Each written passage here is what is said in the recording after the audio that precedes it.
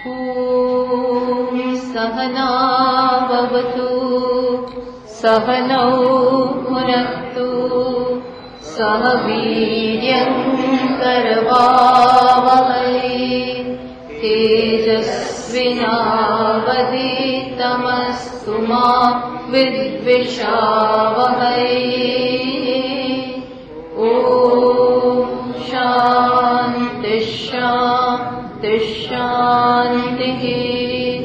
श्रुतिस्मृतिपुराणानाम् आलयं करुणालयं नमामि भगवत्पादम् शङ्करं लोकशङ्करं शङ्करं शङ्कराचार्यं केशवं बादरायणम् सूत्रभाष्यकृतौ वन्दे भगवन्तौ पुनः पुनः। ईश्वरो गुरुरात्मेति मूर्तिभेदविभागिने व्योमवद्व्याप्तदेहाय दक्षिणामूर्तये नमः। આપણું જીવન એક યાત્રા છે અને ઈશ્વરે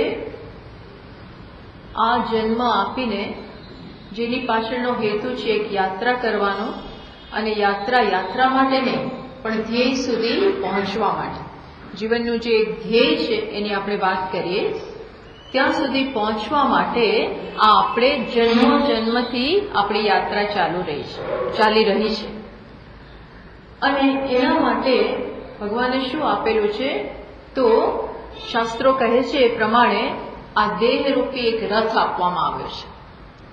શું આપવામાં આવ્યો છે? આ દેહરૂપી રથ છે. એમાં બેઠેલો એક જે યાત્રા કરનાર એ વ્યક્તિ છે, સાથે સાથે બુદ્ધિરૂપી સારથી છે, પછી ઘોડાઓ રૂપી ઇન્દ્રિયો છે. ઇન્દ્રિયો ઘોડાઓના સ્થાને છે. માર્ગ એક છે જેના ઉપર આપણે યાત્રા કરી રહ્યા છીએ અને સાથે મનરૂપી લગામ છે. લગામ શેના સ્થાને છે? ઘોડાઓને નિયંત્રિત કરવા માટે. અને બુદ્ધિ શેના સ્થાને છે? કયો માર્ગ પકડવો, કેટલી સ્પીડ રાખવી, ઘોડાઓને કેવી રીતે કંટ્રોલ કરવા, કેટલી છૂટ આપવી, ક્યારે પહોંચવું, કેટલી સ્પીડ રાખવી, આ બધા માટે અને જુદા જુદા માર્ગ આપણી સમક્ષ જે ઉપસ્થિત થતા જાય એમાં કઈ પ્રકારની પસંદગી કરવી, આ બધા માટે બુદ્ધિ પણ આપેલી છે. તો આ કંઈક હેતુ સહિત આ વસ્તુ આપવામાં આવે છે, નિરર્થક નથી. તો શું હેતુ છે? તો પ્રત્યેક વ્યક્તિને જીવનમાં સુખ પ્રાપ્ત કરવું છે. આપણે બધા જ આપણી અંદરની ઈચ્છા તપાસીએ તો દરેક વ્યક્તિ કંઈક ઝંખી રહી છે, ઈચ્છી રહી છે. શું ઈચ્છી રહી છે? તો કે સુખ, કે આનંદ, પૂર્ણ સંતોષ, જેને પ્રાપ્ત કરી અને પ્રાપ્ત કરવાનું ન રહે એવો સંતોષ. પણ આવી સમજ પડવી કે હું આવું ઈચ્છું છું, એવી સમજ પડવી એ પણ બહુ બુદ્ધિનો વિષય છે. બધાને એવી નથી ખબર પડતી કે આપણે કંઈક ઈચ્છી રહ્યા છીએ, આપણે સુખ બધા ઈચ્છે છે ખરા, પણ જગતમાંથી એ સુખ પ્રાપ્ત કરવાનો પ્રયત્ન કરે. બધા જે કોઈ આપણે પ્રવૃત્તિ કરતા હોઈએ તો એ શેના માટે પ્રવૃત્તિ કરીએ છીએ? જેથી આપણે સુખી થઈએ. પણ આપણો વિકાસ કર્યો આપણે ક્યારે કહેવાય? વિકાસ નંબર 1, વિકાસનું પહેલું પગથિયું એ કયું છે? જ્યારે એવી સમજ પડે કે હું નાનપણથી સુખ માટે પ્રયત્ન કરું છું, જુદા જુદા ઉપાયો અજમાવું છું, નવા નવા સાધન લઉં છું, નવી નવી સિદ્ધિઓ પ્રાપ્ત કરું છું, અને છતાંય મને કેમ જે પણ મળ્યું એનાથી સંતોષ કેમ નથી થતો? કેમ પૂર્ણ સંતોષ નથી થતો? કેમ એવું નથી થતું કે બસ બધું મળી ગયું? તો તમે કહેશો ક્યારેક તો અમને એવું થાય છે કે બધું મળી ગયું, બસ હવે કાંઈ જોઈતું નથી. જો એવું હોય તો ફરી પાછી સુખ માટેની આપણી પ્રવૃત્તિ ન થવી જોઈએ. મળી ગયું બધું, હવે હું કાંઈ બીજું કરવા નથી માંગતો, હું મારામાં જ લીન રહેવા માંગુ છું, એવું નથી થતું હોતું. એટલે શું બતાવે છે કે હજી એવી સમજ ઊગી નથી, હજી એવી સમજ અંદર જન્મી નથી કે હું જે ઈચ્છું છું એ મને મળતું નથી. ઇન સ્પાઇટ ઓફ વર્કિંગ, એના માટે પ્રયત્ન કરવા છતાં એ મને મળતું નથી. મળે જતું રહે, મળે જતું રહે, મળે જતું રહે. હાથમાં કંઈક આવ્યું એવું લાગે અને વળી પાછો થોડો સમય જાય અને we are back to square one. પાછા એના પાછી એવી ને એવી ઈચ્છા જાગે. આ શું બતાવે છે કે સુખ ક્યાંય રહેલું નથી વિષયોમાં, અથવા તો હું જ્યાં શોધું છું, હું જ્યાં એના માટે પ્રયત્ન કરું છું ક્યાંય રહેલું નથી. આ સમજ જન્મવી, એ જેને જન્મે છે એ જ ખરેખર ઉન્નત થયેલો સાધક છે, ઉન્નત થયેલો જીવ છે, એવું કહી શકીએ આપણે. અને એ વ્યક્તિ જ આ યાત્રાને કઈ બાજુ આગળ ધપાવવી, કયો માર્ગ લેવો એ માટે વિચાર કરશે. બાકી તો બધા શું કરશે, અહીંયા મન થયું તો આમ ગયા, એવું લાગે છે કે મને અહીંયા સારું મળશે, અહીંયા સારું મળશે, એમ જ્યાં પણ જે વસ્તુ પ્રોમિસ આપતી દેખાય, જે વિષયો એમાં એ તરફ જ આગળ વધે છે. જરા જીવનને તપાસો. આજે જીવન વિશે થોડું વિચારીએ. આ શું છે, જીવનમાં શું કર્યું અને હજી જે સમય આપણી પાસે છે ભગવાનની કૃપાથી એના ઉપર વિચાર. જો જીવન આ પ્રકારનો ગંભીરતાપૂર્વક વિચાર માંગે છે, આપણે ન કરીએ એ વસ્તુ અલગ છે. આપણે એને છે ને આવો વિચાર કરવો એ બહુ ધીરજ માંગે, બહુ શાંતિ માંગે, સ્વસ્થતા માંગે. જરા પાછળ 2 સ્ટેપ જવાની અપેક્ષા રાખે આપણી પાસે. દરરોજના રૂટીનમાં અથવા તો જીવનમાં જે આપણે કરતા ઊંધું નાખીને કર્યા જ કરીએ એ ખોટું છે એમ હું નથી કહેતી, પણ ઘણી વાર એ બધી વસ્તુ દિશાહીન હોય છે. આપણે કરીએ છીએ બહુ, પણ શક્ય છે કે એમાંથી કંઈ મળવું જોઈએ એ મળતું નથી, અને એમ સમય બરબાદ કરતા હોય છે, વેસ્ટ ઓફ ટાઈમ એવું થતું હોય છે. એટલે આ પ્રકારનો વિચાર બહુ જરૂરી છે. એવો વિચારની સંજોગો ઉપસ્થિત થાય અને કદાચ આપણે પોતે ના કરીએ પણ કોઈકની મદદ સાથે આપણે જો આવું વિચારવા પ્રેરાય અને એ સિરિયસલી લઈએ અને આવો વિચાર કરી અને જરૂરી નિર્ણયો કરીએ તો પણ આપણું જીવનમાં આપણે ખરી પ્રગતિ કરી કહેવાય, ખરો વિકાસ. બાકી તો સમય જેવા જન્મ્યા ત્યારથી આપણે મોટા તો થતા જ જઈએ છીએ, એમાં કંઈ આપણે કામ નથી કરવાનું, એમાં આપણો એફર્ટ નથી છે. માણસ જન્મે ને બીજી મિનિટ એ વધવા જ માંડે. 2 દિવસનો થયો, 3 દિવસનો થયો, અને ત્યાં તો એકદમ જ બાળક જન્મે થોડા દિવસ ત્યાં તો 6 મહિનાનો થઈ ગયો, તો થાય જ ને. પણ એ તો જન્મ્યો છે તો મોટો જ થવાનો છે. આપણા બધા છોકરાઓને આપણે કે હવે તો બહુ મોટી થઈ ગઈ, તો કે થવો જ ને, એમાં શું છે, એવું કહીએ છીએ. ગમતું નથી આ છોકરીઓને કે છોકરાઓને કે એમાં શું છે, મોટી થઈ ગઈ કરો છો, પણ તો મોટા તો થાય જ ને. What I mean to say કે મોટા થઈએ, શરીર વધે, એમાં કોઈ નવાઈ નથી, એ તો એની જાતે જ થવાનું છે. એમાં આપણો એફર્ટ, એ તો કુદરતનો ક્રમ છે, પણ આપણે કઈ રીતે મોટા થવાનો છે? આંતરિક રીતે વિકાસ. બાહ્ય વિકાસ તો એની જાતે થાય છે, કાંઈ ના કરો ને તો એ વ્યક્તિ પરણવા જેવડી થઈ જાય. સ્કૂલમાં બેસાડવા જેવડી થઈ જાય, નોકરી કરવા જેવડી થઈ જાય. પણ શું થાય, શું નથી થતું એની જાતે? વિચારો, સમજો, શું એની જાતે નથી થતું? એની જાતે શું નથી થતું? આ પ્રકારનો વિચાર થયો તો શ્રેષ્ઠ. અને આવો વિચાર કર્યા, જીવનનો હેતુ શું છે? શેના માટે મળ્યું છે? શું કરી રહ્યા છીએ? જરા વેઇટ એન્ડ વોચ, થોભો તો ખરા જરા. આવું વિચારીએ, સરવૈયું કાઢીએ. સરવૈયું હિસાબ લઈએ ને વર્ષના એન્ડે, શું કે એને સ્ટોક લેવો, સ્ટોક લે, એમ સ્ટોક લઈએ જીવનનો, તો ખબર પડે કે વેર એમ આઈ ગોઈંગ, હું કઈ બાજુ જાઉં છું, શું ધ્યેય તરફ જાઉં છું? મારી પ્રગતિ ધ્યેય તરફ જવી જોઈએ. અને એના માટે જરૂરી છે પહેલા નક્કી કરું કે ધ્યેય શું છે. એ જ નક્કી નથી થયું હતું. હા, ધ્યેય જ નક્કી ના હોય, ગોલ નક્કી ના હોય, તો તમે મને જરાક વિચારીને વિચારજો કે આપણે કઈ બાજુ જઈ રહ્યા. એ આપણને ખબર, જે લો એ બધું બરોબર જ. જો ધ્યેય નક્કી ના હોય તો જે રસ્તો સારો દેખાય ને એ જ આપણે પકડીએ, જે સ્મૂધ દેખાય ને એ પકડીએ.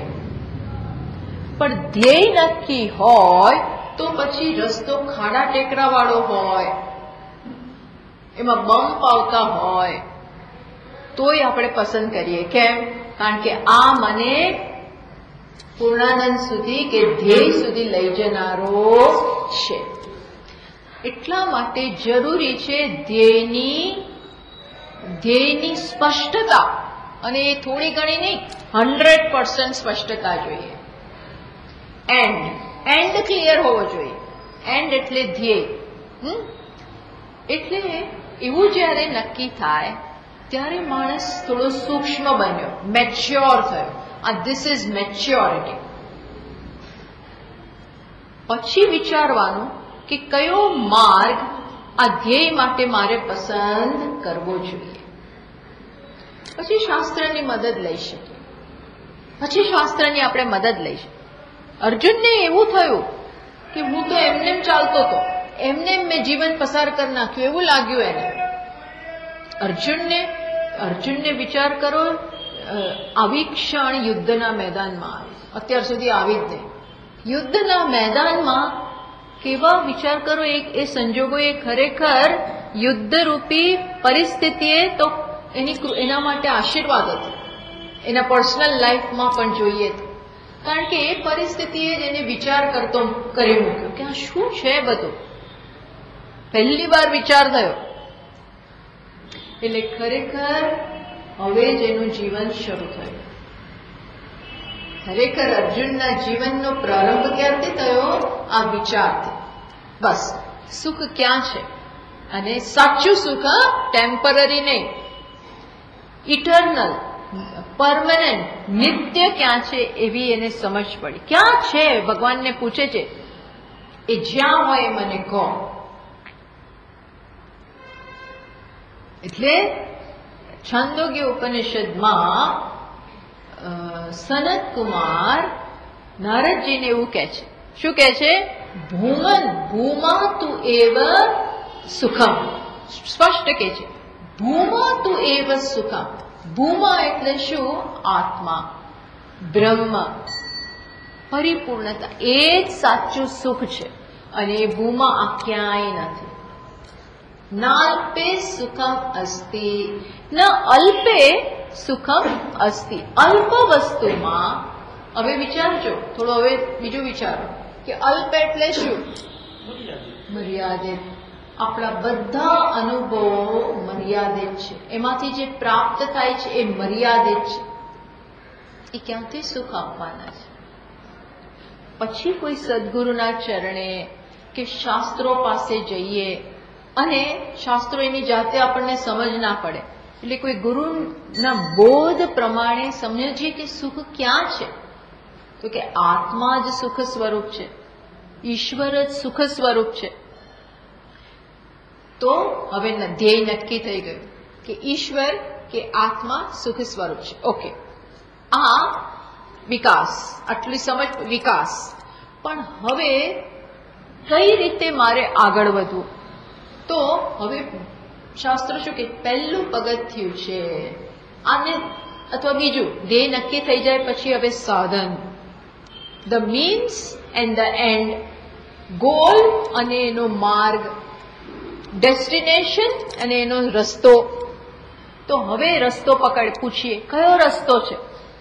તો શાસ્ત્રો શું કહે છે, સૌથી પહેલા તો તું ધ્યેયને બરોબર સમજી શકે એ માટે જરૂરી છે જીવનમાં સૌથી પહેલા ધર્મનું પાલન. શું જરૂરી છે? ધર્મનું પાલન. ધર્મ એટલે શું? સાંપ્રદાયિક ધર્મની આપણે વાત નથી કરતા કે પારસી ધર્મ કે વૈષ્ણવ ધર્મ કે બીજો કોઈ ધર્મ, એવા ધર્મની વાત નથી.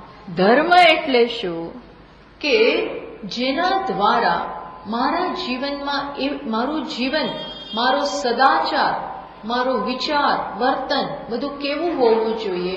તો કે જેનાથી બીજાને દુઃખ ના પહોંચે.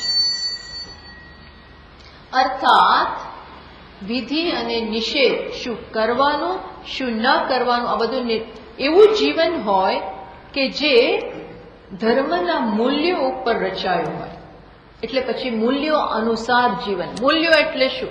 શાસ્ત્રે એ બધા આપ્યા છે. સત્ય, અહિંસા, દયા, પ્રેમ, કૃપા, ક્ષમા, આ બધા મૂલ્યો આપ્યા છે. હું જે કાંઈ કરું એ એક પ્રકારનું હોવું જોઈએ જેનાથી બીજાના સુખમાં હાનિ ના પહોંચે, એવી થોડી ઘણી અવેરનેસ. એટલે શાસ્ત્રે એવા જ આ વસ્તુને, આ બેઝિક નિયમને ધ્યાનમાં રાખી અને મૂલ્યો આપેલા છે.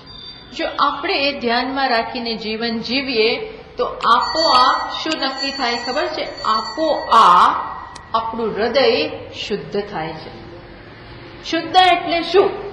શુદ્ધ એટલે આ જે ધ્યેય છે એને સમજવાની શક્તિ આપણામાં આવે છે. બાકી ધ્યેયને સમજી, પરમ સુખ જે આત્માનું સ્વરૂપ છે એ જાણવા છતાંય આપણે એને મેળવી ના શકીએ, કારણ કે આગળ બધો કચરો રહેલો છે. અશુદ્ધિ એટલે મારા હૃદયમાં જ બધા રાગ ને દ્વેષ ને કામ ને ક્રોધ ને લોભ આ બધું રહેલું હોય. જીવન જે વાસ્તવિકતા છે, પારમાર્થિક સત્તા છે, એની વિરુદ્ધનું મારું જીવન હોય, વિરુદ્ધ, અગેન્સ્ટ. તો પણ વર્ષોના વર્ષો આપણે આ ભણીએ, સાંભળીએ, તો પણ આપણે એને પ્રાપ્ત કરી શકીએ નહીં. જેમ રીતે હું તમને સમજાવું કે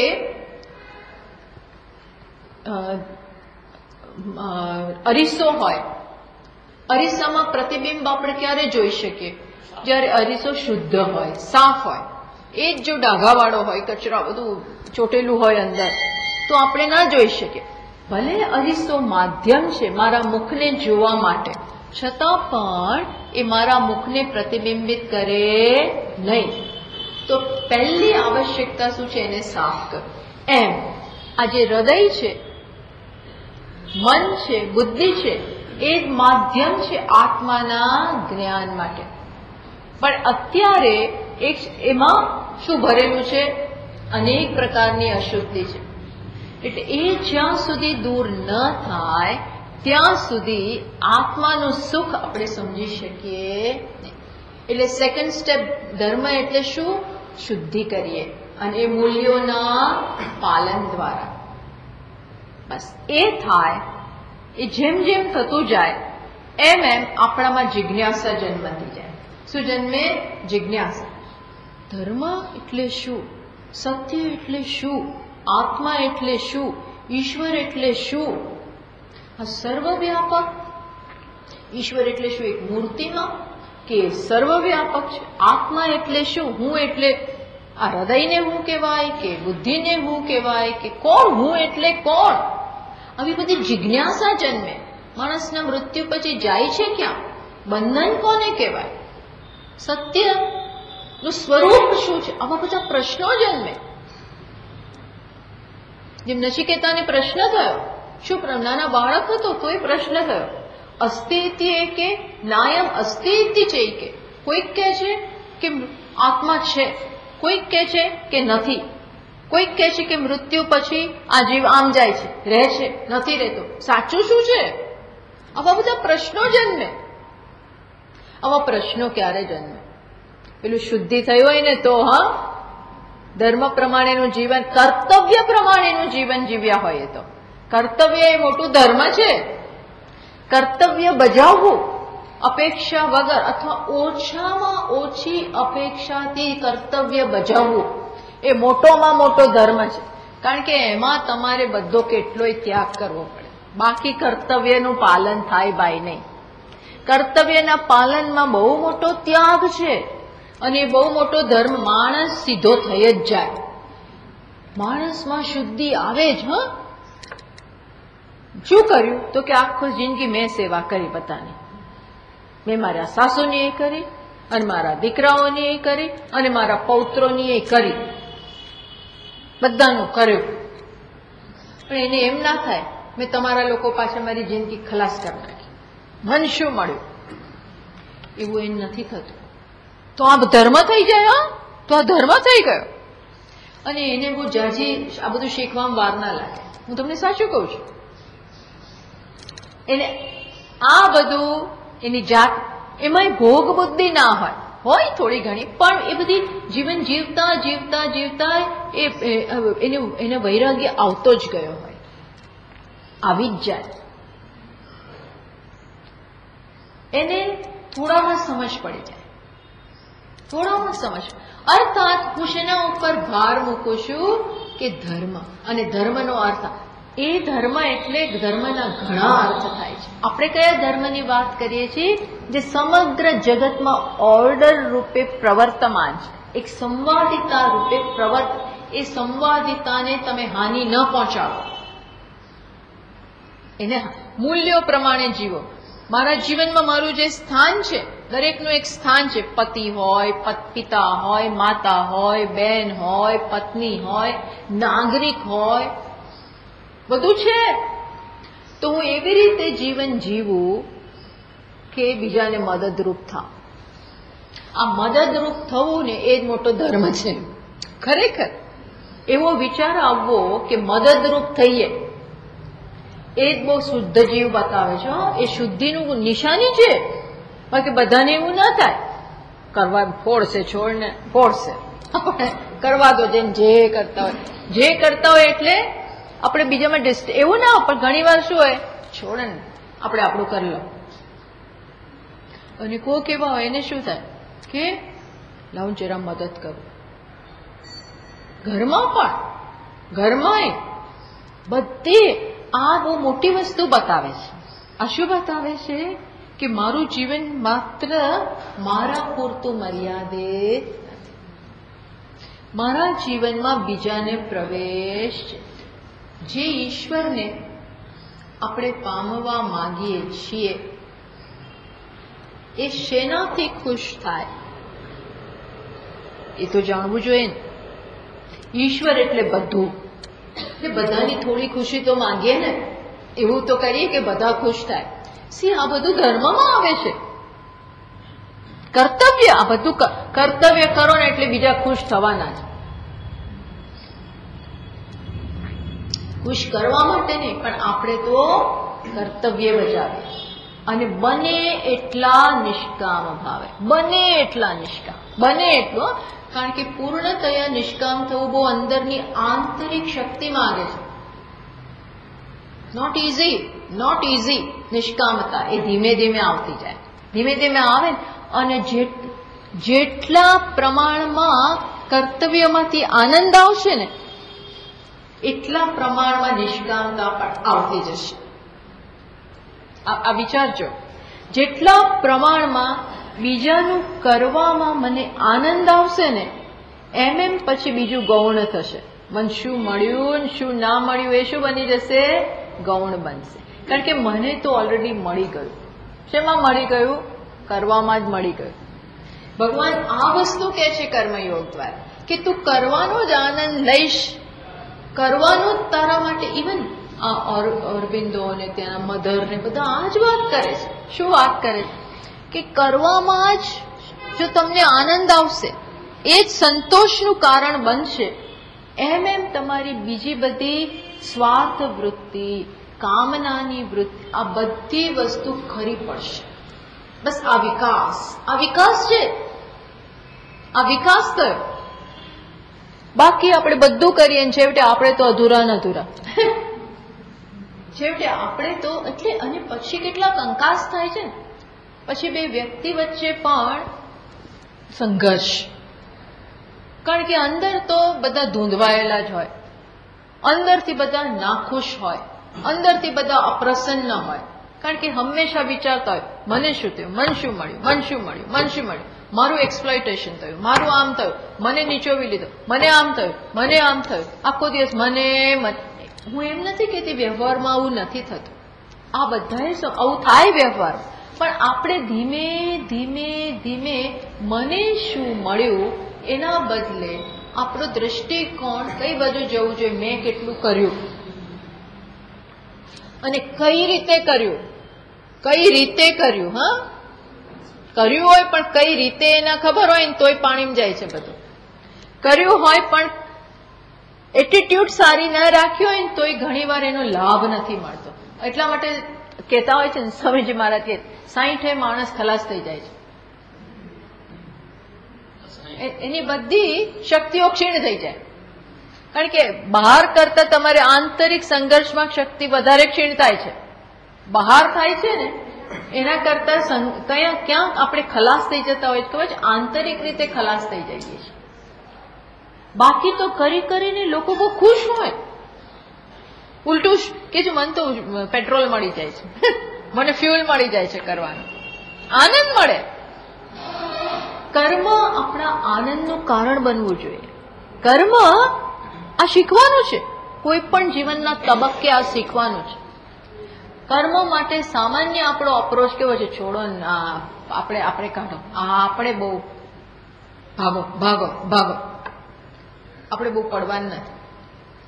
એના બદલે હું એમ નથી કે સામે જઈને વળગો કર્મ, એવું નહીં, પણ જે આવ્યું હોય, જે કરવાનું હોય, આ એટીટ્યુડ બદલાવી નાખીએ તો એ જ વસ્તુ આપણા આનંદનું, આપણી ઉન્નતિનું કારણ બનશે.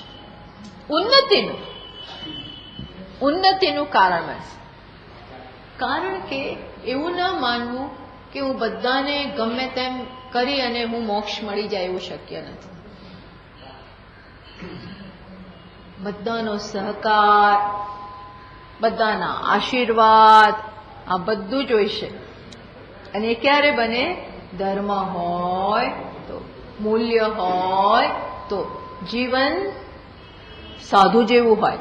સાધુ જેવું એટલે ભગવા વસ્ત્રો નહીં, પણ કેવું હોય? સરળ, જેમાં બીજાનો સમાવેશ છે. લેસ ઓફ આઈ. આ થોડું વોલ્યુમ જરા ઓછું કરો, વિસલ આવે છે, એમાં શું ઓછું કરવાનું ખ્યાલ ને તો હું ઊભી થઉં. જે માસ્ટર હોય ને એ ઓછું કરો, માસ્ટર ઓછું કરજો. તો એવું જ્યાં બસ આવું થાય ત્યારે વિકાસ થયો કહેવાય. બસ બરોબર છે, આને કહેવાય વિકાસ. ધીસ ઇઝ વિકાસ. અને પછી આપણે જે સત્ય છે એની ઇન્ક્વાયરી કરતા કરતા કરતા પછી ખબર પડશે, શાસ્ત્રો પાસેથી આ જ્ઞાન પ્રાપ્ત થશે અને એમાં જ સંતોષ. અને એ પછી ખબર પડશે જે મેળવવાનું છે મારાથી અલગ જ નથી. એ ઝંખનાર, એ ઈચ્છા કરનાર વ્યક્તિ જ નહીં રહે, ડેસ્ટિનેશન મારાથી અલગ જ નહીં રહે. પછી ખબર પડશે કે જેને હું મારાથી અલગ ધ્યેય માનતો હતો કે માનતી હતી, એ ધ્યેય ક્યાં આવી ગયું? એ હું જ છું. ખબર પડી? અજ્ઞાનને કારણે એવું હતું કે ધ્યેય મારાથી અલગ છે. હવે ખબર પડી કે ધ્યેય તો હું જ છું, હું એટલે આત્મા. આ બધું પછી વિવેક બધું થાય. પછી શાસ્ત્રો પાસે આવો એટલે વિવેક કરાવડાવે, આત્મા, અનાત્મ, મિથ્યા, સત્ય, આ બધું થાય. પણ એના પરિણામે આ જ્ઞાન થાય. એટલે વિકાસની અવધિ કલ્મિનેશન ક્યાં છે? તો કે આત્મજ્ઞાનમાં, સત્યના જ્ઞાનમાં. અને ત્યારે જ આપણી યાત્રા પૂરી થાય. એના માટે આપણે માર્ગની પસંદગી કરતા ગયા. પ્રત્યેક ક્ષણે માર્ગની પસંદગી હોય છે. પ્રત્યેક ક્ષણે યોગ્ય નિર્ણય, યોગ્ય પસંદગી. અને આ બહુ અંદર કરણીવા સંઘર્ષમાં શું પકડવું, શું પસંદ કરવું, આ પસંદ કરવામાં બહુ વિચાર માંગે. પસંદગી તમારી સમક્ષ હોય ત્યારે શું પસંદ કરવું, કયો રસ્તો પસંદ કરવો, અઘરું લાગે. પણ જે સાચું હોય એ જ પસંદ કરવાનું. જરા અઘરું લાગે બિગિનિંગમાં, પણ એમ કરતા જઈએ તો આપણે ધ્યેયને પ્રાપ્ત કરીએ. એટલે આ છે જીવનમાં વિકાસ. ક્યાં સુધીનો વિકાસ? મોક્ષ સુધીનો. એટલે આ અને મોક્ષ કયા સ્વરૂપે છે? આત્મ સ્વરૂપે રહેલો છે. આત્માને જ જાણવો એ જ મોક્ષ છે. એટલે ખરેખર આ યાત્રા કઈ પ્રકારની થઈ? બહારથી અંદર. બહાર શોધતા હતા, એ શેમાં પ્રાપ્ત થયું? પોતાનામાં જ. અંદર એટલે હૃદયની અંદર નહીં, પણ અંદર એટલે આત્મ સ્વરૂપે. આ બહિર્મુક્તામાંથી અંતર્મુક્તાની યાત્રા. ધ્યેય બહાર હતું, એમાંથી આત્મ સ્વરૂપે જાણવું એની યાત્રા. દૈવી આસુરી સંપત્તિમાંથી દૈવી સંપત્તિ તરફની યાત્રા. આસુરી સંપત્તિ એટલે બધા દુર્ગુણો, બધું ખોટું. કૌરવોમાંથી શું બનવાનું છે? પાંડવો. તો જ ભગવાન બાજુમાં ઉભા રહે. કૌરવોને સાથ ના આપે, ભગવાન કોને સાથ આપે? દુર્યોધન ગયો, ભગવાન કે એક બાજુ હું છું, સેના છે, તો પેલા એક મને સેના. બોલો, એને ભગવાનને પસંદ જ ના કરે. What can he do? ભગવાન ઉપલબ્ધ હતા કે તો એ માંગ્યો તો ગયા હોત, પણ એમને ખબર જ હતી આને બુદ્ધિ જ નહીં ચાલે. જો બુદ્ધિ જ ના ચાલે કે ભગવાનને પસંદ કરું, એવી બુદ્ધિ જ ના ચાલે. એને તો દુર્યોધનને તો મનમાં કેવું થયું, આ અર્જુન કેવો મૂર્ખ છે. એને એવું થયું કે આ ભગવાન જેવા વીઆઈપી ગેસ્ટને એને પસંદ કર્યા, હવે આખો દિવસ એનું ધ્યાન રાખવાનું. આ શું કરવાના હતા? યુદ્ધમાં એક તો 1000 કામ હોય, એમાં વળી આવા વીઆઈપીઓને પકડવાના, ધ્યાન રાખવાનું, એની સેવા આગતા સ્વાગતા કરવાની. આ અર્જુન તો એવો જ છે, એની બુદ્ધિ ના ચાલે એવું લાગ્યું એને. પણ ખરેખર કોણે ખોટી પસંદગી કરી? Who missed the bus? Who missed? Duryodhan. એને ભાન નથી. એકચ્યુઅલી તો છે ને, પહેલા પહોંચી ગયો તો અર્જુન, પણ દુર્યોધન તો પગ માથા પાસે બેઠો હતો. એટલે જેવી ભગવાને આંખો ખોલીને, એટલે દુર્યોધનને એમ કે હમણાં મને પૂછશે, કારણ કે હું બાજુમાં છું. પણ ભગવાને કહ્યું કે ના, આ સામે બેઠો છે પગ પાસે, એટલે મારી નજર ત્યાં ગઈ છે. અને સેકન્ડ થિંગ, આ નાનો છે તારા કરતા, એટલે નાનાને ફર્સ્ટ પ્રેફરન્સ. નાનાને પહેલા ચોકલેટ કોને પહેલા અપાય? મોટાને ના અપાય. પેલા નાના બાળક ઉભા હોય ને મોટા હોય, આપણે પેલા મોટા નહીં, નાનાને આપો પેલા, એ એના વધારે હકદાર છે. એમ ભગવાને અર્જુનને પહેલા પૂછ્યું, એટલે અર્જુન એટલે બધું દુર્યોધન તો ઊંચો નીચો થતો કે આ થશે શું? આ માગી લેશે તો, સેના માગી લેશે તો. ભગવાનને ખાતરી હતી કે આ માગી જ ના શકે. અર્જુન ભૂલ નહીં કરે અને દુર્યોધનને બુદ્ધિ આવશે નહીં. અને અર્જુન જો વિકાસ, એનો વિકાસ હોવાને કારણે આવી તકલીફમાં હજી તો 13 વર્ષ હજી રખડ્યા છે વનમાં. આટલા બધા, આટલી અઘરી લાઈફમાંથી પસાર થયા છે. વન એટલે કષ્ટ. અને તોય એને એકેય વાર, એક સેકન્ડ પણ એવો પસંદગી કરવામાં કોઈ સંકોચ કે hesitation, no hesitation at all. શું પસંદ કરવામાં? ભગવાનને પસંદ કરવામાં કોઈ પ્રકારનો નહીં તો માણસ વિચારે ને કે સામે આ યુદ્ધ જીતવાનું છે અને સામે અક્ષોહિણી સેના લડવાનું હોય, ત્યારે તો મેન પાવર જ જોઈએ. મેન પાવર જોઈએ, શસ્ત્ર સરંજામ જોઈએ. તો એ છોડીને ભગવાનને પસંદ કરવાનું, એવું એને થવું જોઈએ ને. આપણે કે પ્રેક્ટિકલ થાવ, પ્રેક્ટિકલ બન ભાઈ. એને તો કે નો, તમે છો તો બધું છે. મોટો ત્યાગ કર્યો. હો, આમ જોઈએ તો અર્જુને ત્યાગ કર્યો. શેનો ત્યાગ કર્યો? બહિર્મુક્તાનો, બાહ્ય સંપત્તિનો ત્યાગ. આવો ત્યાગ જીવનમાં અપેક્ષિત છે. એવો ત્યાગ કરી શકીએ વિકાસ. એ બધાને પરિણામે જ અર્જુન આ જાણી શક્યો. અને છેલ્લે કહ્યું, શું કહ્યું? નષ્ટો મોહ, મારો મોહ હે ભગવાન, હે અચ્યુત, ત્વત પ્રસાદાત, આપની કૃપા, આપના પ્રસાદથી આપ મારી સાથે રહ્યા, મોટી કૃપા કરી, આ બધું સમજાવ્યું, એને કારણે મારો મોહ બધો નાશ પામે છે. જીવનની પ્રગતિ થઈ ગઈ. આ છે પ્રગતિ, આ છે વિકાસ, અને આ છે જીવનનો હેતુ. તો આ પ્રકારે જીવનની દિશા પસંદ કરવી જોઈએ.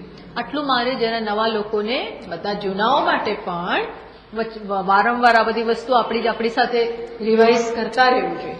પણ આ થોડીક સ્પષ્ટતા કરી. અત્યારે અહીં વિવેક ચૂડામણીનો ગ્રંથ ચાલી રહ્યો છે, જેનો વિષય છે આત્મ અનાત્મ વિવેક. વિવેક એટલે શાસ્ત્રમાં વિવેક એટલે આપણે જે બહાર નમ્રતા બતાવી એવો વિવેક નહીં. એ શબ્દમાં એ અર્થમાં એ શબ્દ નથી વપરાતો. શાસ્ત્રમાં વિવેક શબ્દ કયા અર્થમાં વપરાય છે? સત્ય અને મિથ્યાને છૂટા પાડવા બુદ્ધિમાં, પ્રપંચ અને સત્યને છૂટું પાડવું, આત્મા અને અનાત્માને છૂટા પાડવા બુદ્ધિમાં. આમ છૂટા ના પાડી શકીએ, એ કરી શકવું, એ આ વિષયનો, આ ગ્રંથનો વિષય છે. અને એમાં બહુ આપણે ઘણા શ્લોકો થઈ ગયા છે. અત્યારે આપણે હવે ફરીથી તો આખું ના થાય, પણ જ્યાં છે ત્યાંથી કેચઅપ કરી લો. એ તો ધીરે ધીરે બધું ક્લિયર થશે. જો એવું ક્યારેય બનવાનું નથી કે પહેલેથી શરૂ થાય ને હું ત્યાં હોઉં, એવું બને નહીં. એવું બનવાનું નથી, કારણ કે આ ગ્રંથો ક્યારે શરૂ થયો અને આપણે ક્યાં એન્ટ્રી મારી, એવું જરૂરી નથી. પણ ધીમે ધીમે બધા એ ગ્રંથોને લગભગ સમાન જ કહેવાનું છે. તાત્પર્ય એક જ છે, એટલે ચિંતા કરવાની જરૂર નથી. મેં જયારે ભણવાનું શરૂ કર્યું ત્યારે શું ચાલતું હતું ખબર? માંડુક્ય ઉપનિષદ એટલે છેલ્લો ગ્રંથ ચાલતો હતો. તૈત્તરીય ઉપનિષદ ચાલતું હતું. મને એમ થાય કે હું જઈને બેસતી હતી, કઈક ખબર પડે જરા. કારણ કે માંડુક્ય એટલે તો આ જગત મિથ્યા એ જ બતાવવાનું એનું કામ છે. એક જ વાક્ય, એક જ વસ્તુ, જગત મિથ્યા છે, સ્વપ્ન સમાન. એટલે આમ બહુ ડેન્જરસ થઈ જાય, કારણ કે તમને એવા કોઈ સંસ્કાર ના હોય, તમે આવું કોઈ દિવસ સાંભળ્યું ના હોય, અને તોય ઈશ્વરની કૃપા કહો, ગુરુની કૃપા કહો, આપણે બેસી રહીએ. એટલે સ્વામીજી હંમેશા કહે છે કે ગમે તે વિષય ચાલતો હોય, કન્ટિન્યુઅસલી 6 મહિના તો આવવું જ. એટલે ધીરે ધીરે બધી ગયા. જો વચ્ચે ખસી ગયા કે આ ક્યાં બોરિંગ છે બધું, આ શું વાતો કરે છે, આ બધું ઉપરથી જાય, છોડો, આપણે આપણા પાછા જીવનમાં જતા રહો, તો ગયા કામથી. કારણ કે એવું ના બને કે તમે શરૂ થયું અને પહેલા આવ્યા હો. એવું તો કોર્સ જોઈન કરો તો થાય, બાકી તો એવું થાય નહીં. એટલે ગમે ત્યાંથી આપણે એન્ટર થઈ જાય. આ સારું છે. આમ પીએચડી ના ક્લાસમાં આપણી એન્ટ્રી આપણે એન્ટર થઈ જઈએ. ચાલતો હોય પોસ્ટ ગ્રેજ્યુએટ નો ક્લાસ, MA નો, ને આપણે એન્ટર થઈએ. આપણે ભલે કઈ સમજ ભલે ના પડે, પણ થોડું થોડું તો સમજાય. અને એમ કરતા કરતા કરતા કરતા સમજ પડે. આપણે મજક નહીં આપવાની, નથી સમજ પડતી એટલે જતા રહે એવું નહીં, પાડવાની. એ ધીરે ધીરે પડે. આ સહેલું નથી, પણ એમાં આપણી ધીરજ જોઈએ અને વક્તાની ધીરજ જોઈએ. ભલે વાંધો નહીં, પણ એ કરવાનું, એ વસ્તુ જરૂરી છે. હા, તો ચલો હવે આપણે પાછા વિવેક ચૂડામણીનો જે વિષય છે, જે આપણે જે શ્લોક ઉપર છે, એ ત્યાં પાછા આટલા બેઝિક થોડા ઇન્ટ્રોડક્શન પછી. જો બધાને રસ હશે, જે નવા છે બધાને, તો આપણે નવા બીજી ચોપડીઓ પણ મંગાવી લઈશું વિવેક ચૂડામણીની, જેથી તમને એનો લાભ થાય, જે લાભ ખરેખર લેવો જોઈએ મારી દ્રષ્ટિએ. ચલો 418માં શ્લોકથી આપણે આવ્યા છે. 418 अखण्डानन्दमात्मानम् विज्ञाय स्वस्वरूपतः किमिच्छन् कस्य वा हेतोः देहं पुष्णाति तत्त्ववित्।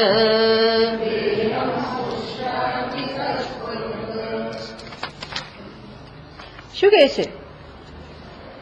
અખંડમ અત્યારે કોની વાત ચાલી રહી છે? એક જ્ઞાની પુરુષની વાત ચાલી રહી છે, જે જ્ઞાનમાં નિષ્ઠ છે, એની વાત ચાલી રહી છે પાછી. તો શું કહે છે? અખંડમ આત્માનમ વિજ્ઞાય સ્વસ્વરૂપતઃ.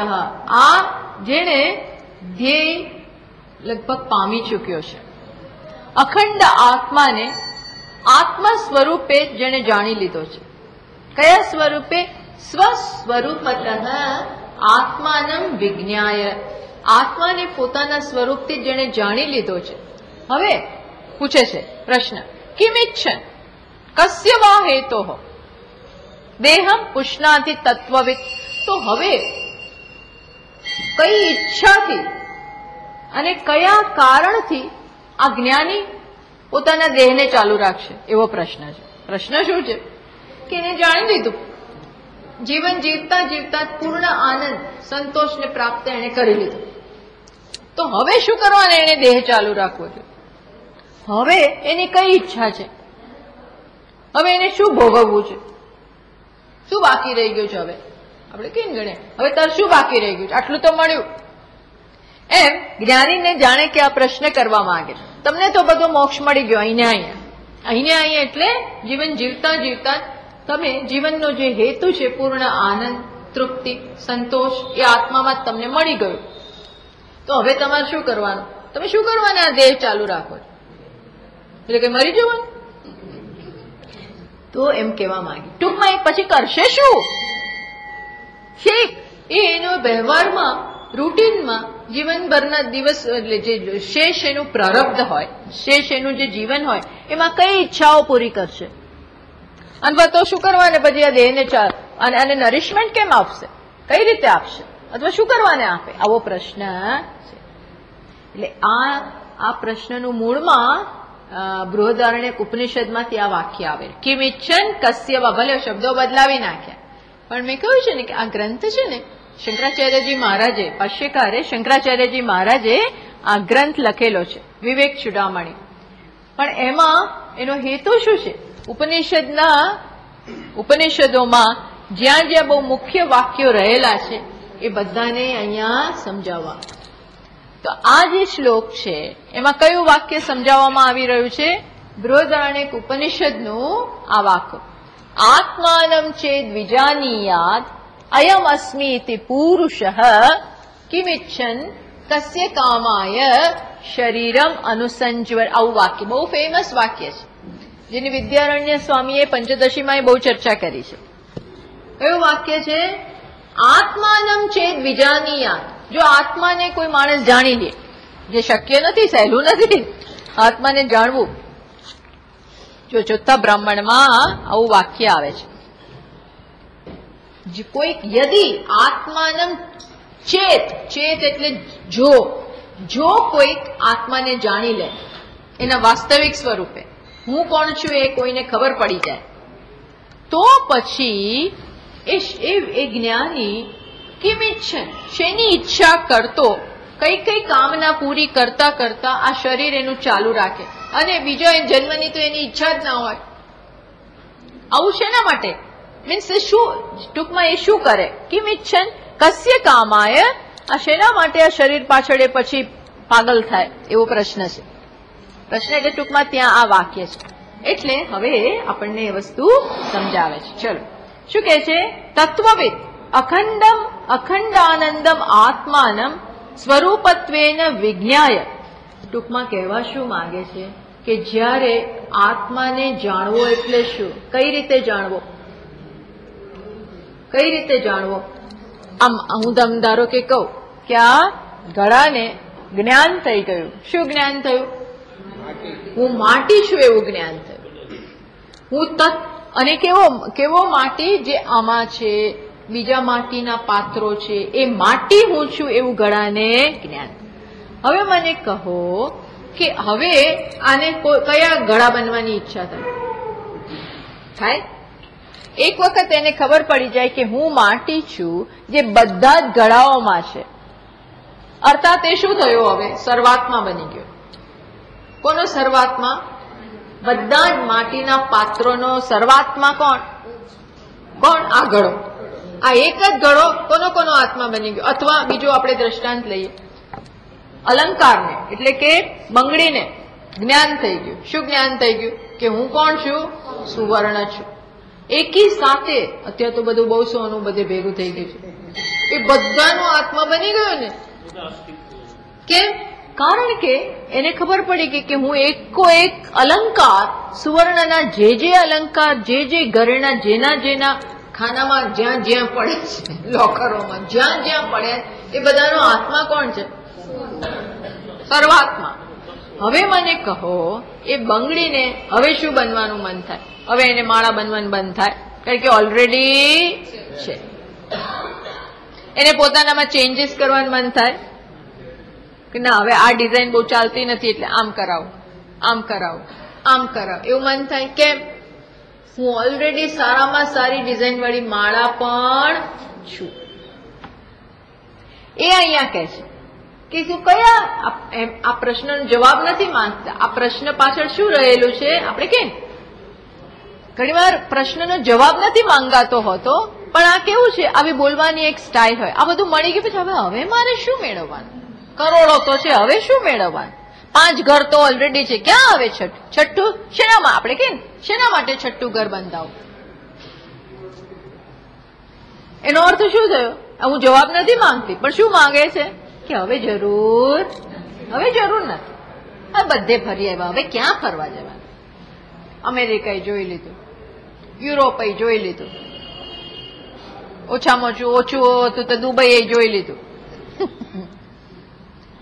બધે ફર્યા, બહુ ફર્યા. પછી એમ કે હવે આ વર્ષે ક્યાં જવાનું છે?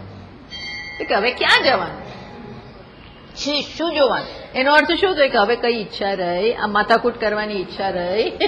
આ રખડપટ્ટી કરવાની ઈચ્છા રહી નથી. જે ક્યાંય ના ગયો હોય ને એની ઈચ્છા થાય કે તમે તો બધું જોઈ આવ્યા, અમે તો ક્યાંય ગયા જ નથી. એને મન થાય હજી, કારણ કે એને કઈ જોયું નથી. એ ઇન્ડિયામાં નથી ફર્યો એટલે એને મન થાય.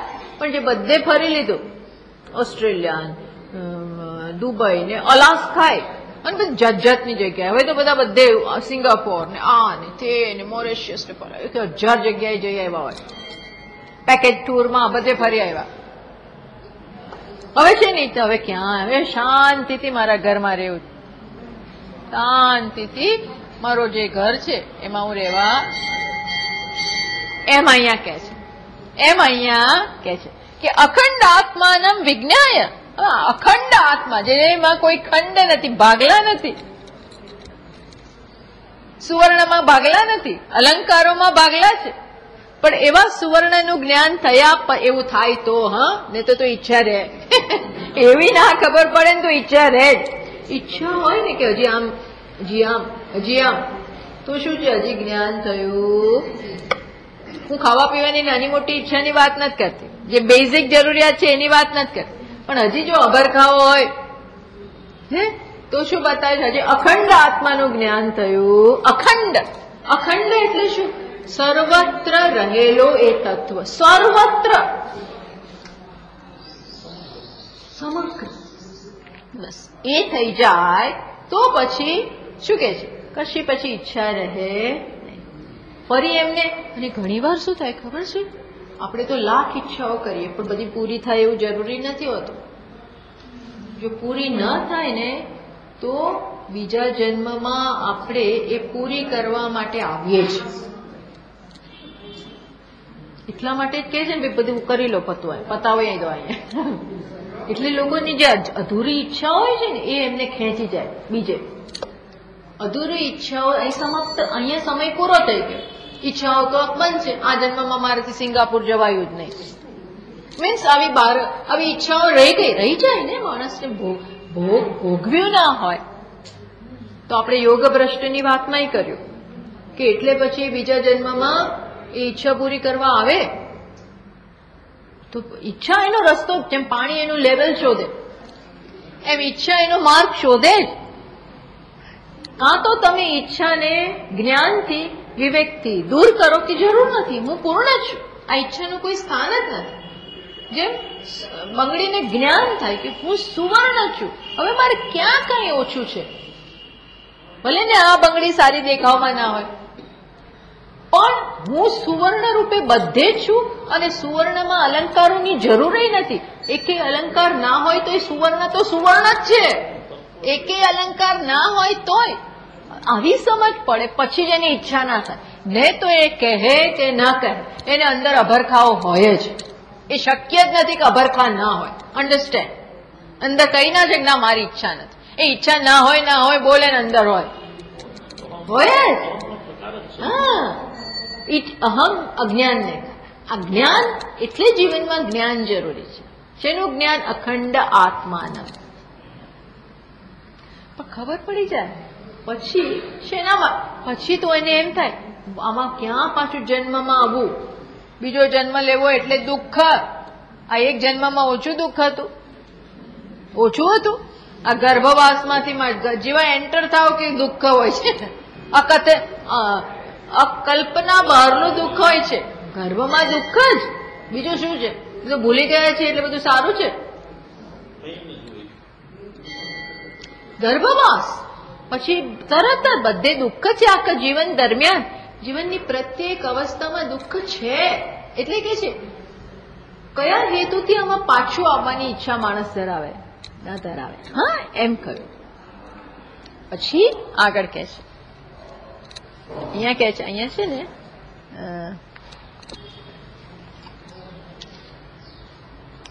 આજે જ્યાંથી આવ્યો છે ને આ શ્લોક, કઈ ઈચ્છાથી શરીર પાછી તમારામાં નથી, કઈ ઈચ્છાથી ફરી આ શરીરમાં આવે? એટલે અહીં લખે છે ભાષ્યકાર ત્યાં ઉપનિષદમાં, શરીરમ અનુસ્વંજરે શરીર ઉપાધિ કૃત દુઃખમ અનુદુઃખી સ્યાત શરીર તાપમ અનુતપ્યેત. શેના માટે આ શરીરમાં તાપ અનુભવવા આવે? કે ઓછો તાપ નથી. આધ્યાત્મિક, આધિભૌતિક, આધિદૈવિક અનેક પ્રકારના પ્રશ્નો અહીંયા છે.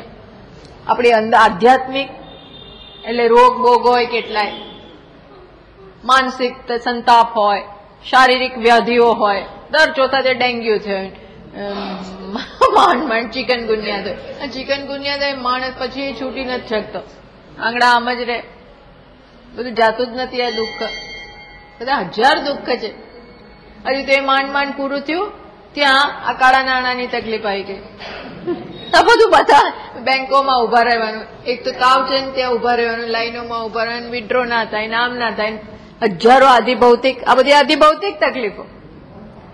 હજુ અમારી સામે એવા રહેવા આવ્યા છે તો એટલી વાસ આવે છે, શું કરીએ આપણે? એવું બધું ખાતા હોય આપણને તકલીફ, આધિભૌતિક. અથવા આપણે જ્યાં રહેતા હોય એની બાજુમાં જ પેલું લગ્ન માટેનું મોટું ગ્રાઉન્ડ હોય, ત્યાં આખો દિવસ અત્યારે લગ્ન સિઝન થઈ ને આખો દિવસ જોર જોરથી મ્યુઝિક વાગે. હવે આમાં ધ્યાન કેવી રીતે કરવું? જપ કેવી રીતે કરવો? સ્તોત્રપાઠ કેવી રીતે કરવો? અવાજ અવાજ અવાજ. આ બધા કયા તકલીફો? આધિભૌતિક. આધિદૈવિક સ્તરે તકલીફો, વરસાદ આવે ને ધરતીકંપ થાય ને સુનામી આવે, હજારો પ્રોબ્લેમ. કંઈક ને કંઈક શનિ આડો હોય, બધા કેટલી ગ્રહોની અનેક પ્રશ્નો. શેના માટે આવવાનો? આ બધું છે દુઃખ જીવનમાં. દુઃખ જ છે, દુઃખનું જ પ્રાધાન્ય છે. તો કે આ શેના માટે? અનાત્મદર્શીને મન થાય પાછું આવવાનું. અનાત્મદર્શી એટલે જેને આ જ્ઞાન નથી, જેને જે આ જ્ઞાન નથી કે હું પરિપૂર્ણ છું, એને શું થાય? એને એમ થાય, શું થાય? જો અહીં ખરે ભાષ્યકાર ત્યાં સરસ લાગે છે, મમ ઈદમ સ્યાત, મને આટલું મળી જાઓ. મને શું થાવ? આટલું મળો. પાછું એને શું થાય? પુત્રસ્ય ઈદમ, મને તો મળે, મને ના મળે તો કઈ નહીં, પણ મારા પુત્રને મળે.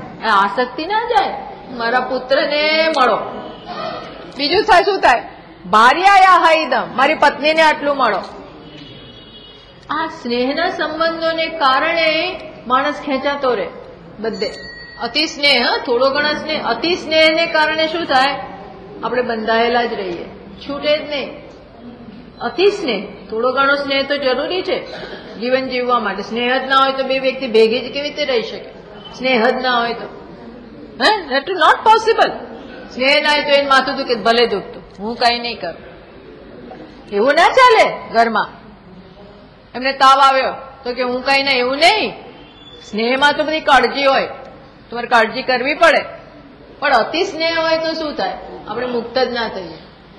શું થયું શું થયું શું થયું? ફોન કરીએ, પહોંચી જઈએ.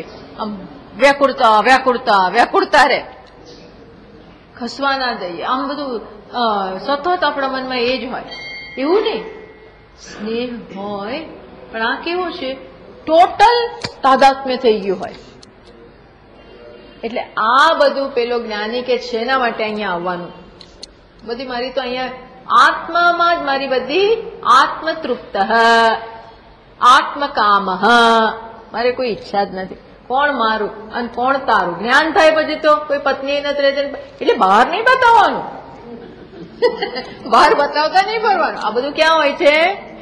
ચાલતી કે તું કોણ, તું તારા ઘેર, હું મારા ઘેર, આવું રહેતું જ નથી. આવું નહીં, આવું બતાવવાનું નહીં ક્યાંય. તો બહુ આ જ્ઞાન ઝઘડાનું કારણ બનશે. એવું નથી, અને એ બતાવે નહીં. આ બધી અંદરનું છે. આ અંદરની સમજ હોય, અંદરની સમજ. સમ્યક વિદિત. ઓ થઈ ગયો. ચલો, હવે બીજો શ્લોક આવતા વખતે કરીશું.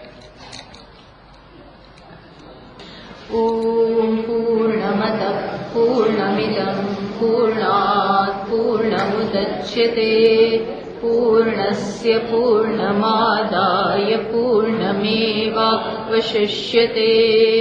ઓમ શાંતિ શાંતિ શાંતિ.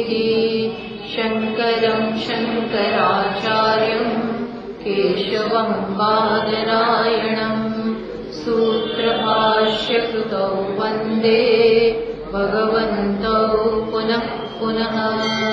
ઈશ્વરો ગુરુરાત્મેતિ મૂર્તિભેદવિભાગિને વ્યોમવદ્વ્યાપ્તદેહાય દક્ષિણામૂર્તયે નમઃ. ઓમ શાંતિ શાંતિ શાંતિ. હરિ ઓમ. શ્રી ગુરુભ્યો નમઃ. હરિ ઓમ.